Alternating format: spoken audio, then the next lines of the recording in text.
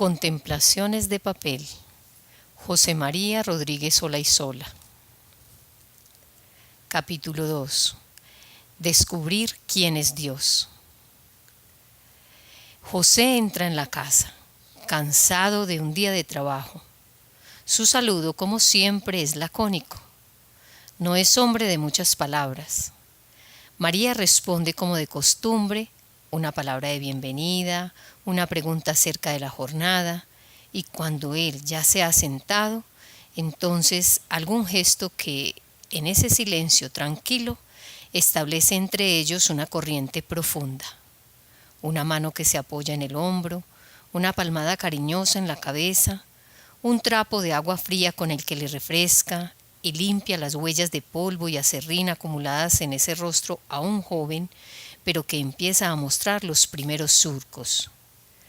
Lo cierto es que, aunque quisieran hablar más, lo tendrían difícil, con Jesús de por medio. Este muchacho habla por los codos, pregunta y responde antes de dar ocasión, para después volver a plantear objeciones a lo que él mismo ha dicho. Cuenta todo lo que le ha pasado, que hoy estuvo con los pastores buscando la oveja que se perdió ayer y que estaba caída en un pozo, con una pata quebrada, pero que vivirá. Es tan risueño cuando cuenta el final feliz de la búsqueda que uno pensaría que él es el dueño del rebaño y no un simple pastor en horas libres.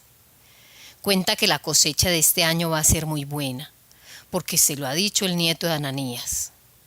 Este crío habla con todo el mundo, murmura José, queriendo parecer enfadado. En el fondo le gusta así. La casa sería distinta sin este constante murmullo. A veces María riñe a Jesús. A ver si escuchas un poco más y hablas un poco menos. Vano intento. El niño está lanzado, que en el horno se han olvidado hoy de añadir la levadura a la masa y no se han dado cuenta que hasta era demasiado tarde, y el viejo Simón ha dado una buena tunda a Simón el joven. De golpe, excitado, Jesús recuerda algo y se acerca más a José. Papá, el sábado vendrá un rabino de Jerusalén a nuestra sinagoga. ¿Iremos? ¿Podré hablar con él? José responde vagamente. Ya veremos. Aún faltan 4 días. Milagrosamente, el niño no insiste y sigue hablando con María. José les escucha sin prestar mucha atención. Ha estado transportando maderas todo el día y aunque es un hombre fuerte, se siente exhausto. Se sientan a cenar. José bendice la comida. No es un banquete. Hace ya mucho que no recuerda levantarse saciado, pero al menos todos los días pueden llevarse algo a la boca y no todos en el vecindario tienen esa fortuna. Comen despacio, alargando el gusto del pan y del caldo. La cháchara de Jesús va cesando hasta que apoya la cabeza en la mesa y se queda dormido.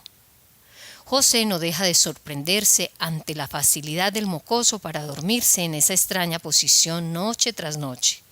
Lo toma en sus brazos y lo lleva al jergón, en la parte más sombría de la instancia. Jesús ni cuenta se da. Qué ligero es, piensa José con una congoja, sintiendo las costillas del niño en sus brazos. Vuelve a la mesa, terminan de comer en silencio y rezan en muda acción de gracias. María se levanta y sale a buscar agua. La ve partir y, como siempre, le sorprende la certeza con que se quieren. Siente que también ella, como él, intenta comprender. Que también ella tiene 1000 preguntas.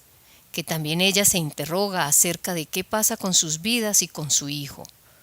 José intuye que a veces María se pregunta si él la cree. Y José, que sí la cree, aunque a veces se dice que es un idiota por ello, sabe que en esa pregunta de la que ya no hablan está el mayor sacrificio de ambos. Aceptar sin saber. Creer sin exigir. Esperar sin tener muy claro el qué. Pero no siempre es fácil. Mira hacia las sombras donde adivina el rostro de Jesús, plácido, ausente en su sueño. este niño que llegó de modo tan sorprendente.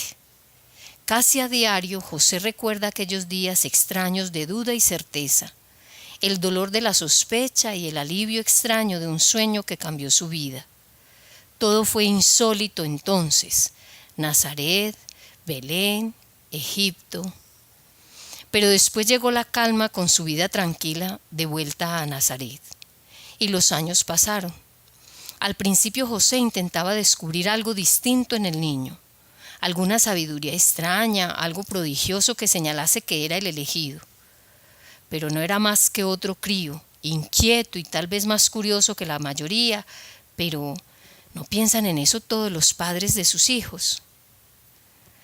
José quiere a este niño de un modo especial, porque lo intuye distinto, y algo en su corazón le dice que tal vez sería más fácil para todos si fuese solo uno más, pobre sí, pero normal. Porque si tiene que traer alguna salvación a este mundo, lo va a tener muy difícil. José sabe cómo son las cosas, lo ve a diario, cuando va a las casas vecinas a llevar algún mueble o a reparar alguna ventana y se asoma a la cara oculta de las vidas, al hambre, a la suciedad y a la enfermedad en que se esconde tras las puertas. Lo ve cuando consigue pagar a los recaudadores y advierte el castigo que sufren otros menos afortunados que él. Decían en su familia que ellos debían estar orgullosos, que son herederos de aquel David elegido por Dios. José a veces masculla para que, si esa es la elección, tal vez habría sido mejor ser otra estirpe, de otra menos elegida, pero más afortunada. Luego se arrepiente de esos pensamientos y pide perdón a Yahvé. Jesús está empezando a descubrir ese mundo duro, pero este niño saca conclusiones distintas, discurre José, dejando vagar su pensamiento hacia atrás, hacia un episodio que no deja de revivir todos los días. Ocurrió hace unas semanas. El niño le acompaña a casa de Mateo para llevar unos tablones. Por el camino advierte los restos ennegrecidos de la casa de Tamar. Pobre muchacha, viuda, sola y ahora leprosa. ¿Qué va a hacer de ella? Cuando hace poco más de un mes se supo en el pueblo, se convirtió en una apestada. La expulsaron y quemaron su hogar. Desde la muerte de su esposo, Jesús solía hablar con ella, llevarle leña. Tal vez por eso, al ver los maderos carbonizados, los dos se quedan en silencio, tras unos minutos caminando sin decir nada. Jesús pregunta: ¿es leprosa porque Dios se ha enfadado con ella? José no sabe bien qué contestar, pero Jesús, como siempre, contesta a sus propias preguntas. No, Dios no puede ser tan cruel. José le mira sorprendido. Entonces dice al niño: sí, Dios es bueno. Jesús sonríe confirmando en sus intuiciones y sigue en silencio. A la vuelta de la casa de Mateo, Jesús vuelve a la carga. Papá, ¿cómo es de bueno Dios? ¿Qué quieres decir, Jesús? ¿Es bueno como el rabí?, pregunta el niño. Es mejor que el rabí, dice José sin saber muy bien cómo va a explicar esto. Ya puede ser Dios mejor que nuestro rabí orgulloso y exigente, que cuando le oyes hablar de los libros sagrados sales de la sinagoga con el corazón encogido. Piensa para sus adentros. Pero Jesús no pide aclaraciones. ¿Es bueno como un pastor cuando cuida el ganado? José duda, pues sabe que en la escala de valoración del niño los pastores están muy arriba, mucho más que en el conjunto de la sociedad judía. No, Jesús, creo que Dios es mejor que un pastor. ¿Es Dios bueno como un padre?, pregunta Jesús. José no duda esta vez. Sabe que él es tan pecador y a menudo se siente tan indigno que Dios no puede ser como él. No, Jesús, Dios es mejor que un padre. El niño calla y luego se ríe. José le mira preguntándose qué vendrá ahora. Papá, Dios no puede ser más bueno que tú. Lo dice sin bromear, con la seriedad que a veces asoma en sus ojos profundos, y en ellos se ve el carpintero con admiración, gratitud y confianza. Hasta se atreve a descubrir un poco de verdad. José siente un nudo en la garganta y los ojos se le llenan de lágrimas. Camina rápido, pues no quiere que Jesús le vea así. Y ahora, en la noche, mientras el niño duerme y él recuerda la escena, vuelve a sentir la sorpresa, el estremecimiento al percibir que cuando este niño le habla de Dios, todo parece distinto y hasta él se siente mejor. Entonces le vence el cansancio y solloza en silencio por todo lo que no entiende, por todo lo que ha quedado en el camino y por todo lo que intuye. María entra en la casa y se sienta en el banco junto a él y le acaricia la mejilla en silencio. Qué difícil es hablar de Dios. Cualquiera que pretenda hacerlo tiene que saber que posiblemente está desvariando un poco y que si Dios se ríe donde quiera que esté, seguramente sonríe ante nuestros intentos de describirlo. Supón que si se te pidiese que detengas la lectura en este momento y que intentases de explicar quién es y cómo es Dios a alguien que no lo conociera, ¿qué términos usarías? ¿Qué le dirías? Le dirías que es padre, que es madre, que es amor, que es un amigo. ¿Usarías ideas convencionales? ¿Buscarías otras nuevas?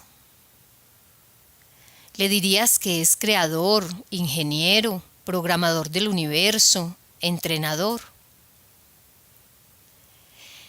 En otra época aprendimos a hablar del rey del universo. Tenemos ahora que amoldar las categorías y hablar del presidente de la humanidad. O quizás el señor de los ejércitos tiene que dar paso hoy en día al señor de la solidaridad. Probablemente con ello el lenguaje resultaría más cercano y la gente dejaría de afirmar que en la iglesia se habla de cosas que nadie entiende. En realidad, no estoy proponiendo la introducción de esas precisas categorías, pero sí querría incidir sobre todo en la importancia y la limitación que tienen las imágenes con las que podemos referirnos a Dios. Porque si algo podemos tener claro, es que lo que quiera que sea Dios es un poco más amplio que nuestras categorías para explicarlo. Que vamos comprendiendo poco a poco, año a año, siglo a siglo, quién es. Y lo intuimos en historias, en palabras, en episodios hermosos de la historia de la humanidad, pero siempre nos quedamos cortos. Y que hasta que quienes pretenden saber más desde la teología y el estudio han de reconocer que su saber es limitado y su posesión de la verdad está lejos de ser absoluta y definitiva, al fin y al cabo, hasta cuando hablamos de la Trinidad, construimos una imagen que quiere capturar la idea de una relación tan profunda que no hay fisuras, pero tan libre y respetuosa que hay diversidad. Así debe ser Dios, amor que no anula. ¿Quién es Dios para ti?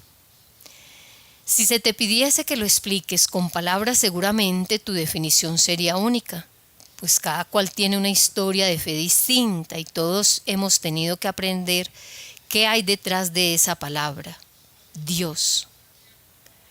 Aprendemos a responder y lo vamos formulando con imágenes más o menos comunes, más o menos teológicas. Imágenes tomadas siempre de lo que conocemos y de lo que la vida nos va enseñando. Imágenes que nacen de lo que nos rodea, de lo que nos resulta familiar. Así ha sido desde que el ser humano se ha preguntado por ese fundamento último de la existencia al que llamamos Dios. Según como intuya que es Dios, viviré la fe de una forma o de otra. No es lo mismo rezarle a un Dios Padre misericordioso que a un Dios juez castigador. No es lo mismo entender a un Dios que espera con brazos abiertos a justos e injustos, o imaginando con un martillo descomunal dispuesto a fulminar al personal que se salga del guión. No es lo mismo hablar de Dios del amor que del Dios de la ley. Imágenes bíblicas. En la Biblia nos encontramos con muchas intuiciones acerca de cómo es Dios, También con intuiciones que cambian con el tiempo, cuando los seres humanos van descubriendo o afinando su manera de entender qué puede ser ese principio y fundamento último de la realidad al que llamamos Dios. Se dice que Dios es el alfarero, que amasa el barro, que somos nosotros, y que es capaz de hacer verdaderas obras de arte. Se dice de Él que es pastor, un pastor bueno que se preocupa y se arriesga por cada una de sus ovejas. Se dice que es refugio en el que encontramos protección contra las tormentas, o incluso que es el amante al que se estremece en el lecho a la novia que la espera inquieta. Es también el marido traicionado, pero enamorado de su mujer, infiel y dispuesto a llevarla al desierto para seducirla de nuevo.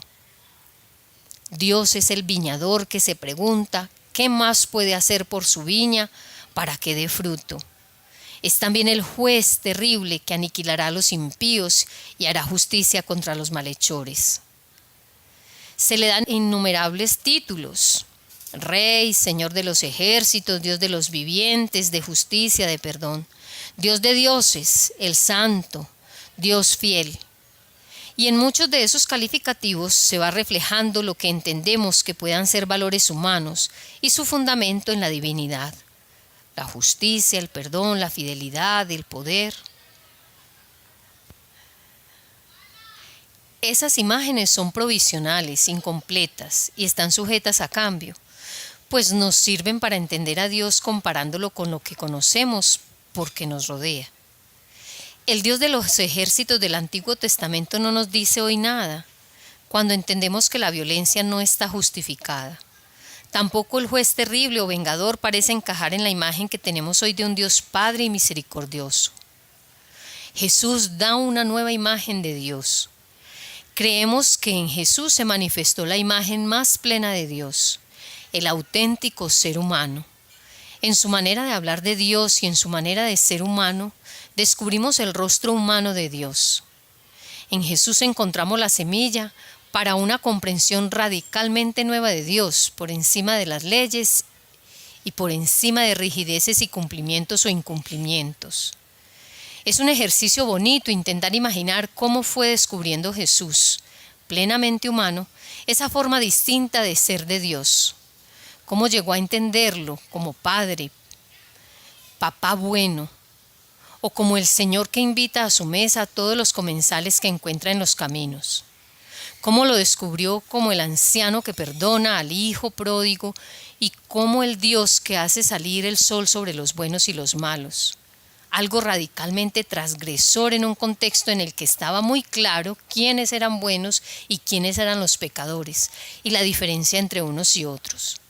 Jesús aprendería de lo que veía en su alrededor, de la naturaleza, de las personas, de la sociedad. Y ello le permitiría poner nombre a intuiciones profundas, donde reconocía a ese Dios que latía dentro de él. Nosotros estamos tan acostumbrados a oír hablar de Dios como amor que ya no nos llama la atención, pero en su momento debió de suponer un vuelco radical. La imagen novedosa que arranca de Jesús es la imagen del Dios Abba. En un contexto en el que Dios era el juez exigente que mediría a cada ser humano por el rasero de la ley, Jesús habla de un Padre que ama incondicionalmente. Solo el contraste entre ambas imágenes determina maneras totalmente distintas de creer y de vivir. De hecho, ha cambiado y han habido épocas en la historia en las que se ha vuelto a pensar en esa imagen del juez furibundo, y lo único que ha generado es miedo y culpa. En cambio, cuando somos capaces de comprender a Dios como ese Padre tierno y apasionado por nosotros, la fe se vive desde una gratitud, de un modo mucho más esponjado. Nuestras imágenes de Dios son importantes y actuamos a partir de ellas. Quizá tendríamos que dedicar un tiempo a pensar en el Dios en el que creemos e incluso a reformularlo una y otra vez para comprenderlo más cercano, más vinculado a nuestra vida y para huir de las falsas imágenes que de nada tienen que ver con Dios cristiano. Por ejemplo, ese Dios me toma en todo, que mueve los hilos como si nosotros fuésemos marionetas que nos limitamos a bailar al son de sus apetencias. Hace un par de décadas, en el contexto de la teología de la liberación, tuvo mucha difusión el credo de la misa campesina. El estribillo era un precioso ejemplo de la manera en que necesitamos imágenes para comprender a Dios. Creo en vos, arquitecto, ingeniero, artesano, carpintero, albañil, armador. Creo en vos, constructor del pensamiento, de la música y el viento, de la paz y del amor. Necesitamos que nuestra fe crezca, cambie, ir pasando del Dios del que un día nos habló alguien al Dios al que vamos poniendo rostro. De nuevo una imagen en el que vamos intuyendo sentimientos, deseos, sueños, proyectos, comprendiendo que la imagen no puede ser únicamente eso, un concepto, una idea, una vaga noción teórica, sino la descripción de la manera real en que comprendemos a Dios, su forma de ser, de amar, de actuar o de estar presente en nuestro mundo y en nuestras historias. Es importante reconocer si Dios es para nosotros algo más que una idea, si condiciona no mis días y en caso de hacerlo, cómo lo hace. Ayuda o asusta, alienta o agobia, responde o calla, está lejos o cerca. ¿Qué podríamos decir hoy? ¿Qué podrías decir tú que escuchas de estas páginas? ¿Qué es Dios? Torrente, pozo, fiesta, canción, impulso, aliento. ¿A qué Dios le rezas? ¿A qué Dios te diriges en tus horas de silencio, de soledad y de duda? ¿Qué tipo de relación sientes que tienes con Dios? ¿Es personal o no lo es? ¿Cómo ha ido cambiando la imagen que tienes de Él en tu vida? ¿Sigues creyendo de la misma manera que cuando eras pequeño o quizás ahora hay algo más? En ser capaces de ir dando respuesta a estas cuestiones, nos jugamos mucho acerca de cómo vamos a vivir y de si Dios es solo una referencia lejana o una idea más entre otras, o alguien verdaderamente significativo para nosotros a la hora de actuar, soñar, caminar y elegir. Yo soy presencia y arrullo, promesa y encuentro, llamada y grito. Soy palabra o silencio, canción y poema, huracán o brisa. Soy camino y refugio, caricia y abrazo, verdad y vida. Soy bandera y proyecto, libertad y recto. Soy en ti un milagro.